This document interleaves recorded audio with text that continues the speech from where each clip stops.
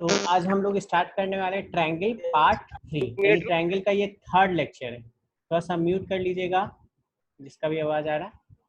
अब देखो, इसमें सबसे पहले हम कॉन्सेप्ट से स्टार्ट करें तो कॉन्सेप्ट का मतलब ये है कि क्या होता है कि हर एक चैप्टर में कुछ ही कॉन्सेप्ट है और मैथ्स इसीलिए इंटरेस्टिंग है। इसमें बहुत ज़्यादा चीज़ समझना नहीं पड़ता है, बहुत कम चीज़ समझना पड़ता है, लेकिन हमें जो यूज करना है, किस चीज़ को कैसे यूज करना है, अगर वो पता रहे तो हम सारे क्वेश्चन को बना सकते हैं।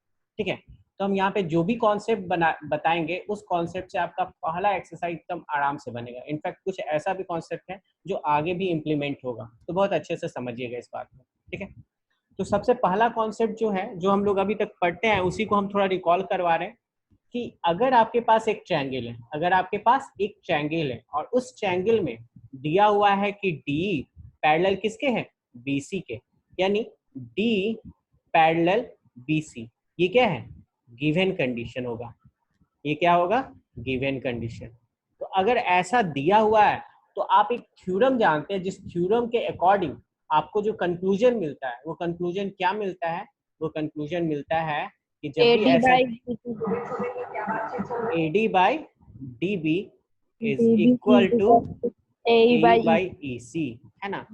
और कोई पूछता है कि बताओ ये कहाँ से कंक्लूजन निकला, तो आप सिंपली, हाँ वेरी गुड, आप बताते हो भाई थेल्स ने हमें ये बताया था, और इसको हम थेल्स थ्योरम की जगह हम दूसरा नाम से क्या लिखते हैं, BPT। ठीक है, ऐसा लिखते हैं। ठीक है, ये तो हम लिखते ही हैं। और पिछले क्लास में हमने ये भी समझा था कि यहाँ से कोई भी पैटर्न उठा लो, वही पैटर्न यहाँ पे भी उठाओगे तो दोनों का रेशियो बराबर होगा। जैसे यहाँ से अगर हम पैटर्न लेते हैं, इधर से ये वाले साइड को देखो, ये वाले पार्ट को देखो, अगर इधर से हम इस पैटर्न को लेते हैं AB बाई लेते हैं AD, ठीक है, अगर इधर से हम क्या लेते हैं AB बाई AD, तो इधर से क्या लेंगे, उसी पैटर्न में लेंगे AC बाई क्या लेंगे, AE। और अगेन आपसे पूछा जाएगा कि भाई ये कहाँ से लिखे, तो इसमें आपको बाई BPT नहीं कहना है, आपको क्या कहना है, by corollary of BPT। Very good, by corollary, है ना, ऑफ BPT। ये भी बहुत सारे क्वेश्चन को बहुत आसानी से सॉल्व करने में काम आएगा। तो BPT बस ये है exact, AD by DB is equal to AE by EC। और उसके बाद कोई भी पैटर्न चेंज होता है, कोई भी पैटर्न चेंज होता है तो उसमें एक वर्ड लगाना होगा, और वो वर्ड क्या होगा, कोरोलरी, और आप उसको यूज कर सकते हैं। ठीक है, जैसे एग्जांपल के लिए एक और पैटर्न बता रहे हैं, जैसे कोई सा भी पैटर्न उठा लो, हम नीचे से चलो शुरू करते हैं, हम ले लेते हैं BD, है ना, और BD बाई DA ले लेते हैं। ठीक है, अगर हम नीचे से शुरू कर रहे हैं BD बाई DA, मतलब इस साइड में BD बाई DA किए, तो उसी पैटर्न को यहाँ भी फॉलो करेंगे। तो यहाँ पे उस पैटर्न के अकॉर्डिंग क्या लिखेंगे, C बाई EA। ठीक है, तो अगर ये लिख रहे हैं तो ये क्या होगा, बाई कोरोलरी ऑफ BPT। ठीक है, और BPT के अकॉर्डिंग बस और बस इतना ही हम लिख सकते हैं। क्या ये कॉन्सेप्ट क्लियर है, यानी कॉन्सेप्ट नंबर 1 क्लियर है सबको? हम लोग पहले इसको प्रूव कर चुके हैं और देख भी चुके हैं। चलिए, तो अब हम लोग देखते हैं कॉन्सेप्ट नंबर 2। ठीक है, तो कॉन्सेप्ट नंबर 2 भी ऑलरेडी हम लोग देख चुके हैं, कॉन्सेप्ट नंबर 2 भी ऑलरेडी हम लोग देख चुके हैं। तो कॉन्सेप्ट नंबर 2 में हम क्या बताने जा रहे हैं, यहाँ पे क्या होगा ना, यहाँ पे दिया हुआ था D पैरेलल है BC के, यहाँ पे क्या दिया रहेगा, यहाँ पे ये दिया रहेगा, या आपको आपके पास ये दिया रहेगा कि ABC ट्रायंगल है जो कि दिख रहा है, और ये दिया रहेगा कि AD बाई DB, है ना, यानी ये रेशियो बराबर किसके हैं, AE बाई EC। मतलब ये दिया हुआ है, ये क्या है, ये दिया हुआ है, तो ये गिवन कंडीशन है। और अगर ऐसा दिया रहे तो आपको क्या पता चल जाता है, अगर आपके पास ट्रायंगल है और इस ट्रायंगल में ये चीज दिया हुआ है, तो आप क्या कंक्लूजन निकालते हो, D parallel to BC। Very good, D parallel to BC। और फिर पूछा जाएगा ये कहाँ से निकाले कंक्लूजन, किसने कहा, कन्वर्स ऑफ थेल्स थ्योरम। हाँ, कन्वर्स ऑफ थेल्स थ्योरम या कन्वर्स ऑफ BPT, बड़ी सिंपल लैंग्वेज में हम बोल सकते हैं। क्या ये दोनों कॉन्सेप्ट क्लियर है सबको? ये दोनों कॉन्सेप्ट सबको क्लियर है? Yes sir, yes sir. अब इन दोनों से भी इम्पोर्टेंट कॉन्सेप्ट बताने वाले हैं। ठीक है, इन दोनों से भी बहुत ज्यादा इम्पोर्टेंट कॉन्सेप्ट। ठीक है, तो कॉन्सेप्ट नंबर 3, ठीक है, और ये जो कॉन्सेप्ट बता रहे हैं ये कॉन्सेप्ट आपके लिए इम्पोर्टेंट है। ठीक है, चलिए अब इसको हम यहाँ नीचे ही बताएंगे, इसको थोड़ा सा हम ऐसे कर देते हैं, समझ जाओगे, ठीक है। तो ये आपको दिख रहा है यहाँ पे क्या है, ठीक है। इस वाले में क्या है, इस वाले में गिवन ये है कि ए बी पैरेलल है सी डी के। क्या दिया हुआ है, ए बी पैरेलल है सी डी के, ध्यान रहे। अगर ये नहीं दिया है तो कुछ भी नहीं होगा। ए बी पैरेलल है सी डी के, अगर ऐसा दे दिया है, ऐसा गिवन है, ये क्या है, अगेन गिवन, ठीक है।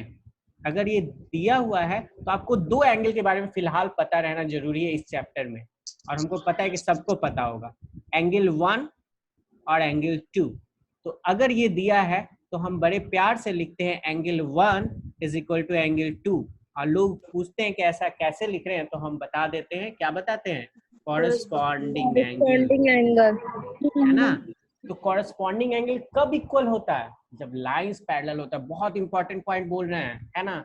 आप समझ रहे होगे कि समझ रहे हैं, लेकिन थोड़ा बहुत यहाँ पे भी लोग कंफ्यूज रहते हैं। कॉरस्पॉन्डिंग एंगल कब इक्वल होता है, जब लाइंस पैरेलल होता है। लाइंस नहीं पैरेलल होगा तो कॉरस्पॉन्डिंग एंगल होता है या नहीं होता है, होता है। बट कॉरस्पॉन्डिंग एंगल इक्वल कब होता है, जब लाइंस पैरेलल दिया रहता है, ठीक है। और उसके बाद एक और एंगल हम ले लेते हैं, ये भी आपको पता ही होगा, और ये जेड शेप में रहता है, ठीक है। ये जेड दिख रहा है आपको, तो ये जेड शेप में आप बोल सकते हैं कि एंगल 3 और एंगल 2 भी क्या है, इक्वल है। अगेन लोग आपसे पूछेंगे कि क्यों इक्वल है, तो आप बोलिएगा अल्टरनेट एंगल।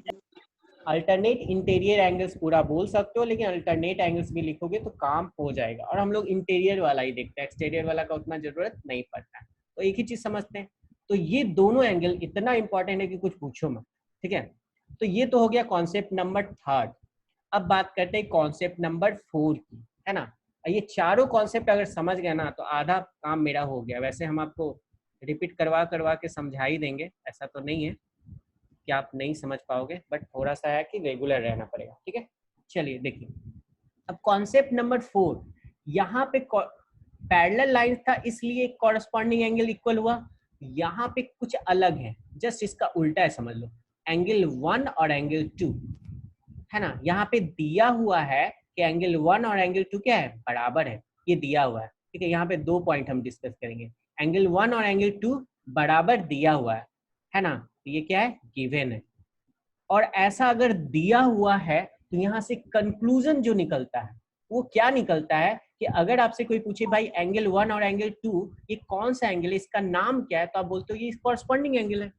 और यहाँ पे हमारे क्वेश्चन में ये दिया हुआ है, ये बताया गया कि ये कॉरस्पॉन्डिंग एंगल इक्वल है। और अगर हम ये जान गए कि कॉरस्पॉन्डिंग एंगल इक्वल है तो हम कंक्लूजन ये निकालते हैं कि लाइंस क्या होगा, पैरेलल होगा, है ना। तो हम ये लिख सकते हैं यहाँ से कि अगर ये क्या है, कॉरस्पॉन्डिंग एंगल इक्वल है तो X Y is parallel to L M, ठीक है। यहीं पे एक और पॉइंट होता है, ये दोनों पॉइंट इंपॉर्टेंट है, ये दोनों पॉइंट इंपॉर्टेंट है, ठीक है। यहाँ पे एक और एंगल हम ले लेते हैं, एंगल 3। मेरा आवाज क्लियर आ रहा है ना सबको? Yes, sir. ठीक है। यहाँ पे एक और पॉइंट हम ले लेते हैं, वो क्या ले लेते हैं, 3, एक और एंगल। तो एंगल 3 और एंगल 2 ये दोनों भी इक्वल है, ये दोनों भी इक्वल है, यानी हम कहेंगे कि angle 3 is equal to angle 2। तो ये गिवन है, मान लो ये दिया हुआ है, ठीक है। ये एक केस था, 1 और 2 दिया हुआ है तो वो कॉरस्पॉन्डिंग एंगल है, कॉरस्पॉन्डिंग एंगल इक्वल होगा तो लाइंस पैरेलल होगा। और यहाँ पे हम ये सीखते हैं कि एंगल 3 और एंगल 2 ये कैसा एंगल है, अल्टरनेट एंगल, सबको पता है। और अल्टरनेट एंगल इक्वल होगा तब भी लाइंस क्या होगा, पैरेलल होगा। तो देखो आपके क्वेश्चन में जब भी लाइंस पैरेलल प्रूव करने आएगा तो अभी फिलहाल आपके पास 3 रास्ता है, नंबर 1, नंबर 2 एंड नंबर 3। और क्वेश्चन इससे बहुत आता है, ठीक है ना। अगर इस कॉन्सेप्ट को समझ गए हो तो हम लोग यूज करेंगे इस कॉन्सेप्ट को आगे, है ना, और बहुत अच्छे से यूज करेंगे। फिलहाल ये जो 4 कॉन्सेप्ट आपको बताए हैं, अगर इसमें किसी को दिक्कत है तो आप बताइए हमको। आप सिंपली हाथ उठा के हैंड रेज करके भी बता सकते हैं अगर दिक्कत है तो। पहले हैंड रेज करो, उसके बाद हम पूछेंगे उससे। यस सर, 4th वाले में। अच्छा, तो हैंड रेज करने बोले, बोलने नहीं बोले थे, पहले हैंड रेज कीजिएगा तब बोलिएगा। चलिए ठीक है, तो 4th वाला एक बार और हम बता देते हैं आपको, है ना। 4th वाला, और थोड़ा सा लेट मत करना, सब टाइम पे आना। 4th वाला ये नहीं बोल रहे, देखो 3rd वाला से रिलेटेड है। 3rd ये कह रहा है ना कि अगर ए बी और सी डी लाइन पैरेलल है तो कॉरस्पॉन्डिंग एंगल और अल्टरनेट एंगल इक्वल होगा। पढ़े हो 9th में? अगर लाइंस पैरेलल है तो कॉरेस्पॉन्डिंग एंगल और अल्टरनेट एंगल क्या होगा, इक्वल होगा। इक्वल होगा। इसका जस्ट उल्टा बोल रहा है फोर ये बोल रहा है, और इंपॉर्टेंट भी है, फोर ये बोल रहा है कि अगर कॉरेस्पॉन्डिंग एंगल इक्वल है, अगर कॉरेस्पॉन्डिंग एंगल इक्वल है या अल्टरनेट एंगल इक्वल है तो लाइंस क्या होगा, पैरेलल होगा। पैरेलल होगा। बस इतना ही बोल रहा है। क्वेश्चन बनाएंगे तो और अच्छे से क्लियर हो जाएगा। तो अभी इस पे क्वेश्चन ही बनाना है, लेकिन ये कॉन्सेप्ट समझना है, ठीक है। तो चलिए अब सबसे पहला क्वेश्चन हम देखते हैं, और क्वेश्चन देखेंगे सर पहले स्टार्ट करेंगे यहाँ से, ठीक है। सर नोट करने दीजिए ना इसको। अच्छा इसको नोट करना है तो ठीक है, चलो नोट कर लो, कोई नहीं। हाँ, तो इस क्वेश्चन में आइसोसेलेस ट्रायंगल प्रूव करना है, और आइसोसेलेस ट्रायंगल में क्या होता है, दो साइड इक्वल होता है और दो एंगल इक्वल होता है। तो अगर दो एंगल इक्वल कर दें किसी तरीके से, अगर हम एंगल 2 और एंगल 3, यहाँ पे कौन सा एंगल है, एंगल 3, एंगल 2 और एंगल 3 किसी तरीके से अगर हम इक्वल कर पाते हैं तो हमारा काम हो जाएगा या नहीं हो जाएगा, बताओ, हो जाएगा। Yes, sir. तो हमको करना है क्या है, एंगल 2 और एंगल 3 को इक्वल करना है। अब थोड़ा सोच के देखो कि एंगल 1, हाँ बोलो। सर इसको हम लोग ट्राई करें क्या? नहीं इसको हमको समझाने दो, तुम लोग को ट्राई करने के लिए हम देंगे। अभी स्टार्टिंग में हम बता रहे हैं, है ना, क्योंकि सबको समझाना है ना, और फिर नहीं समझ में आएगा तो फिर हम आगे बताएंगे, ठीक है। देखो शॉर्ट में इसको समझा देते हैं, फिर हम बना भी देंगे, उसके बाद आपको क्वेश्चन बनाने देंगे। जैसे यहाँ पे आपको जो दिया हुआ रेशियो है, जो रेशियो दिया हुआ है, अगर उसकी बात करें तो वो रेशियो क्या दिया हुआ है, दिया हुआ ये है कि P S by S Q is equal to P T by T R. अब बताओ ये दिया हुआ है तो इससे कंक्लूजन क्या निकल रहा है, इससे कंक्लूजन क्या, ST parallel to QR. S T parallel to Q R, by converse of Thales theorem. हाँ by converse of Thales theorem, वो लिख देंगे, हम लिखेंगे तो बताएंगे, ठीक है, by converse of Thales theorem. अब यहाँ के बाद जैसे ये पैरेलल हो गया, इस स्टेप के बाद क्या हम लिख सकते हैं angle 1 is equal to angle 3, और ये दोनों कौन सा एंगल है, कॉरेस्पॉन्डिंग एंगल। कॉरेस्पॉन्डिंग एंगल, ये दोनों कौन सा एंगल है, कॉरेस्पॉन्डिंग एंगल। एंड आपके पास एक और डेटा दिया हुआ है, क्या दिया हुआ है, angle 1 is equal to angle 2। ये कहाँ से लिख रहे हैं, तो भाई ये गिवन है, ये गिवन है एंगल 1 और 2, ये है ना, Yes.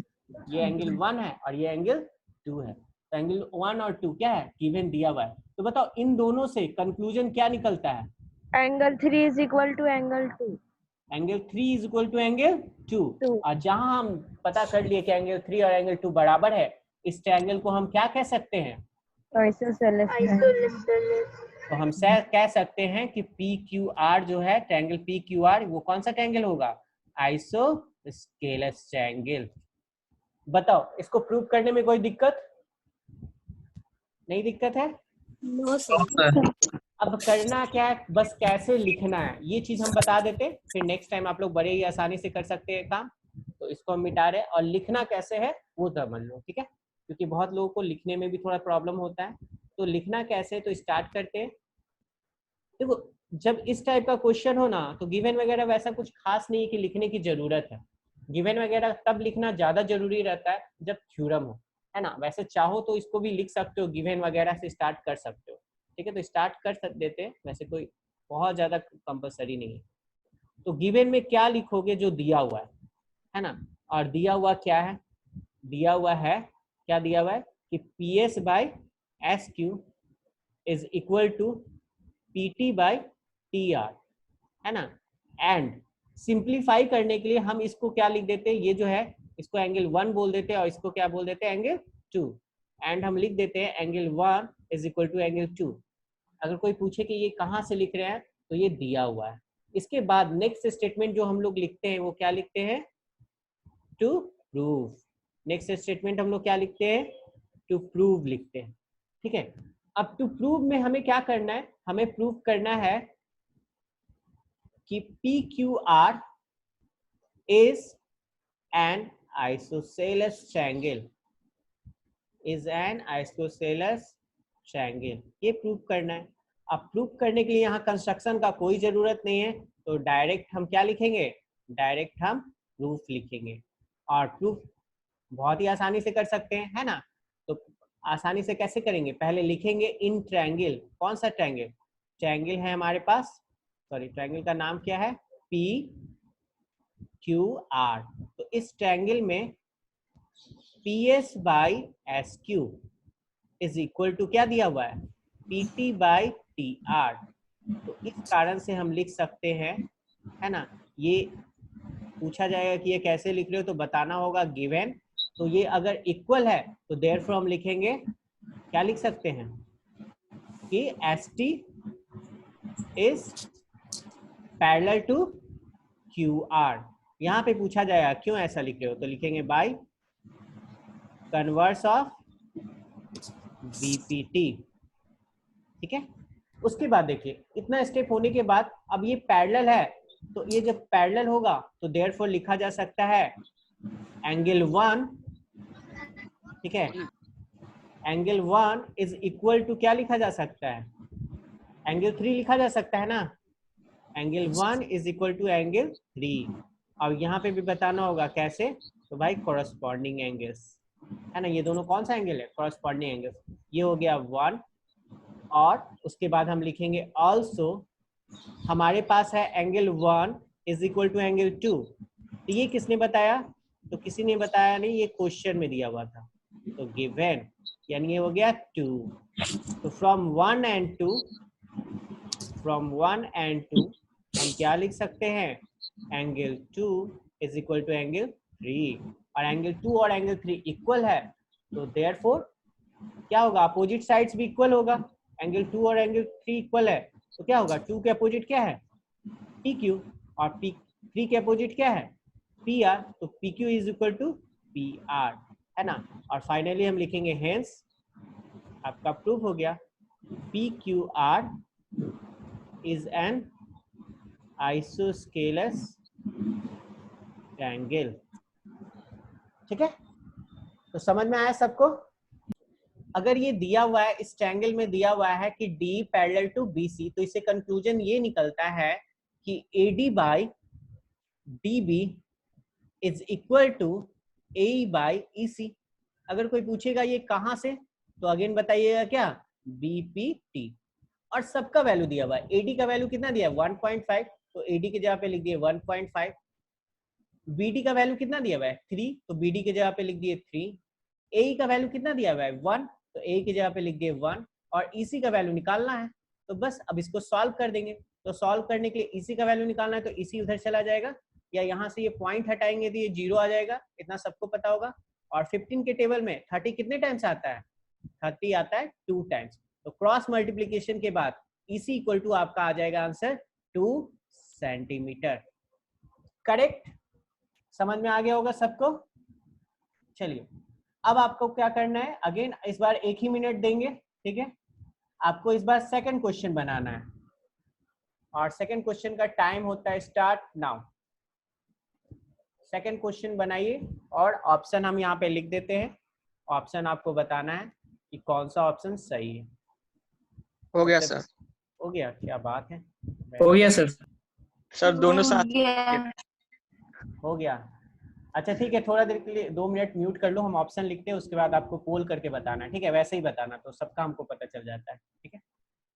तो यहाँ पे मान लो ये हो गया 3.6, 1.2, 2.4, और यहाँ लिखते हैं 1.8। ठीक है, चलिए उम्मीद करते हैं सबका हो गया। हाँ विक्की, कोई प्रॉब्लम? No sir. अच्छा चलो ठीक है, तो अब हम पोल के थ्रू आंसर कीजिएगा। ऑप्शन इसमें आपका होगा, अगर आपने सही बनाया तो उस ऑप्शन को सेलेक्ट कर लीजिए, है ना। और ऑप्शन आपके स्क्रीन पे डिस्प्ले करेगा अभी, तो उस ऑप्शन में से सेलेक्ट कीजिएगा। ऑप्शन डिस्प्ले किया, चलो अपना ऑप्शन सेलेक्ट करो।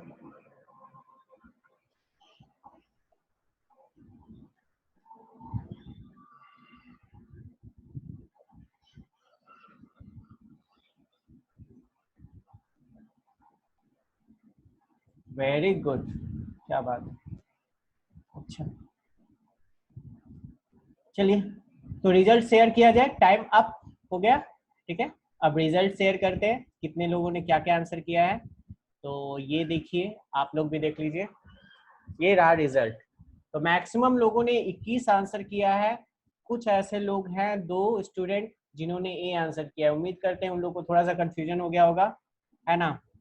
तो आंसर सी ही करेक्ट है। तो अब देख लेते हैं कि आंसर सी कैसे करेक्ट है, ठीक है। ये 2 लोग हैं कौन वैसे, चलिए कोई नहीं, नेक्स्ट टाइम से कोशिश कीजिएगा समझने का। डी पैरेलल है क्या बीसी के, सिंपल, ये दिया हुआ है तो अगेन वही फॉर्मूला लगाएंगे, क्या लगाएंगे, AD by DB is equal to क्या, इक्वल टू क्या लिखेंगे, AE बाई EC, है ना। और इसके बाद आप लोगों को पता है क्या करना है, AD का वैल्यू निकालना है, तो AD को छोड़ देंगे, DB का वैल्यू दिया हुआ है कितना 7.2 और AE का वैल्यू दिया हुआ है 1.8 और EC का वैल्यू दिया है 5.4, है ना। तो अगर टेबल याद होगा तो और आसान होगा, ये पॉइंट और ये पॉइंट कैंसिल, 18 का टेबल याद होगा तो बहुत अच्छी बात है, 18 3 जा 54 होता है ना, नहीं होता है तो इसको कैंसिल कर सकते हैं आप लोग। तो AD इक्वल टू आ जाएगा क्या, AD इक्वल टू 7.2 ऊपर चला जाएगा यानी 7.2 बाई 3 और 72 को अगर 3 से कैंसिल किया जाए तो कितना जाएगा 2.4 सेंटीमीटर इज योर आंसर, ठीक है। तो Yes, थोड़ा sir. ध्यान से आंसर कीजिए और उम्मीद करें सबको समझ में आ रहा होगा। समझ में आ रहा है सबको? Yes, sir. Very good. हाँ सर। Yes. चलिए अब हम नेक्स्ट क्वेश्चन पे चलते हैं। तो नेक्स्ट क्वेश्चन पे चला जाए, ठीक है, क्योंकि मैक्सिमम लोगों ने आंसर कर ही दिया है तो बना लिए होंगे आप लोग, और किसी को अगर दिक्कत हुआ है तो वो स्क्रीनशॉट ले लीजिए, बाद में नोट कर लीजिएगा। चलिए नेक्स्ट क्वेश्चन देखते हैं। नेक्स्ट क्वेश्चन हमारा ये, ठीक है। अब देखो इसमें क्या करना है, बहुत ही आसान और बहुत ही इंटरेस्टिंग क्वेश्चन, ठीक है। करना कुछ भी नहीं है, दिया हुआ जो है वही काम कर देता है आधा से ज्यादा, ठीक है। तो सबसे पहले तो हम बता देते हैं, लेकिन आप लोग इसको खुद से ट्राई कीजिएगा, ठीक है। LM पैरेलल टू CB, यानी LM किसके पैरेलल दिया हुआ है, BC या CB के, और LN पैरेलल टू किसके दिया हुआ है, CD, है ना। तो LN पैरेलल किसके दिया हुआ है, CD के। तो थेल्स थ्योरम लगाने के लिए हमको तो पैरेलल लाइन चाहिए और एक ट्रायंगल चाहिए। तो यहाँ 2 ट्रायंगल भी दिख रहा है और 2 पैरेलल लाइन भी दिख रहा है। अब प्रूफ क्या करना है, AM बाई AB। तो थोड़ा सा AM बाई AB को देखते हैं। तो AM बाई AB कहाँ है, अच्छा यहाँ है, AM by AB, sorry AM by AB पूरा हो जाएगा, यानी ये AM हो गया। एक मिनट को फिर से कर देते हैं, आपको आपके पास ये क्या हो गया AM और ये पूरा क्या हो गया AB। तो ये वाला पैटर्न और AN बाई AD और ये वाला पैटर्न AN बाई AD, ये दोनों बराबर है। तो सिंपल सा है, बहुत आसानी से ये क्वेश्चन बनाया जा सकता है, ठीक है। इस क्वेश्चन को बनाने के लिए हमको थेल्स थ्योरम लगाना होगा, और कितनी बार लगाना होगा, 2 बार। तो सबसे पहले आपको यहाँ हम शॉर्ट में बता रहे हैं, तो ट्रायंगल ABC में देखिए, ट्रायंगल ABC में आप देख पा रहे होंगे कि दिया हुआ है LM is parallel to CB, और LM और CB पैरेलल है, तो इस पे हम क्या लगा सकते हैं, थेल्स थ्योरम हम लगा सकते हैं, है ना, या कोलोरेरी भी लगा सकते हैं। तो हमको लगाना क्या है वो देखना है। तो सबसे पहले LM इज पैरेलल टू क्या दिया हुआ है, BC, ठीक है, LM पैरेलल टू BC। तो अकॉर्डिंग टू हमको क्या लगाना चाहिए बताओ, तो AM बाई AB दिया हुआ है, तो हमें क्या लगाना चाहिए, थेल्स थ्योरम, BPT या कोरोलरी, क्या लगाना चाहिए, Koolari. Very good. तो हम यहाँ पे वही लगाते हैं और उस नियम से हम लिखते हैं AM बाई AB। अगर AM बाई AB लिखे, ये वाले ट्रायंगल को देख रहे हैं, दिख रहा है आपको एरो से मेरा, है ना, ये वाला ट्रायंगल ABC। तो इस वाले ट्रायंगल में इधर AM बाई AB लिए, तो दूसरा साइड से, दूसरे साइड से कौन सा पार्ट लेंगे, AL by very good, AL by AC। पूछेगा कोई कहाँ से लिए, तो भाई लिख देंगे by Corollary. Very good, corollary of BPT, और इसमें लिख देंगे 1। अब बताओ दूसरा ट्रायंगल कौन सा लेंगे, आप लोग को पता है, बताइए। ट्रायंगल इन ट्रायंगल लेंगे ADC, ठीक है। ADC में कौन सा साइड किसके पैरेलल है, LN is parallel to CD, ln is parallel to CD, और ln अगर पैरेलल है CD के तो ऑब्वियसली अगेन हम क्या ले सकते हैं, कोई भी रेशियो ले सकते हैं, पैटर्न है ना, AL by AC. हाँ वेरी गुड, यहाँ पे वही पैटर्न लेंगे जो हमको यहाँ से मिला है। यहाँ पे हम खत्म किए AL by AC से, तो वहीं से शुरू करेंगे, तो यहाँ से हम लेंगे AL by AC, और ऑब्वियस ही बात है यहाँ से अगर हम ले AN by रहे हैं, AD. यहाँ से AL by AC ले रहे हैं तो यहाँ से क्या लेंगे, AN by AN by AD, AD. और ये भी अगेन लिख देंगे क्या, बाय, है ना, Corollary of BPT. Very good, सब समझदार हो गए। और ये हो गया 1 and 2, हमको तो लग रहा है पूरा हम बना ही दिए, इसी तरह से बनाना भी है। From 1 and 2, from 1 and 2 AM by AB जो है इसके बराबर, और AL by AC इसके बराबर, तो दोनों तो कॉमन है ना, तो हमको जो प्रूव करना था फ्रॉम 1 and 2 आ गया, क्या क्या आ गया, AM by AM AB is equal to AN by, is equal to AL by A. ये हो गया प्रूव्ड। उम्मीद करते हैं इसमें किसी को कोई दिक्कत नहीं हुआ होगा। चलिए, तो इसको एज इट इज लिखना है जैसे हम, अब इस क्वेश्चन से क्या हिंट मिलता है उसको थोड़ा सा देखना जरूरी है। ये बोल रहा है यहाँ से स्टार्ट करो AM by AB से, या यहाँ से स्टार्ट करो, आपको कोई एक सेलेक्ट करना है और उसको ढूंढना है कि ये किस ट्रायंगल में। पहला काम यही है, जब भी रेशियो इक्वल करना हो ना तो उसको ढूंढिए कि वो कौन से ट्रायंगल में है। तो AM हमको बता देगा कि ये किस ट्रायंगल में है, और AB ये दोनों बता दिया कि कौन से बड़े ट्रायंगल में दोनों आ जाएगा। तो अगर ABC को लेते हैं तो दोनों आ जाएगा, है ना।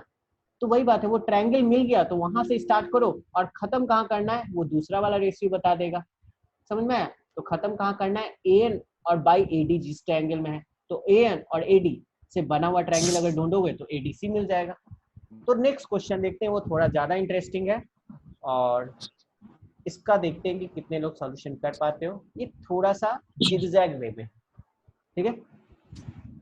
तो आप लोग को हम देंगे, इसके लिए टाइम देंगे, इसके लिए 3 मिनट का टाइम देते हैं, इसको ट्राई कीजिए और उसके बाद फिर हम बताएंगे। तो चलो एक काम करो, सोनू तुम बताओ, ठीक है, अनम्यूट हो जाओ, हेडफोन लगाए हुए हो ना। Yes sir. चलो तुम हमको बताओ कि सबसे पहले दिया हुआ क्या है हमारे पास। हमारे पास सबसे पहले हाँ दिया हुआ है D पैरेलल टू AC, है ना, और दूसरा पॉइंट क्या दिया हुआ है, DF parallel to AE. DF parallel to AE, है ना। एक बार हैंड लोअर कीजिए सब, Yes sir. है ना, हाँ DF पैरेलल टू AE, ठीक है। अब देखो, तो यहाँ पे DF पैरेलल टू AE है तो DF पैरेलल हो गया AE के, और D पैरेलल AC के है तो D पे डबल और AC पे भी डबल कर दी, ठीक है। तो बताओ सबसे पहले BF बाई FE ये देखिए तुम, है ना। तो इसको देखने के बाद आवाज मेरा क्लियर आ रहा है सबको या कट रहा है थोड़ा? Yes sir. आ रहा है ना, चलो ठीक, थोड़ा कट रहा है।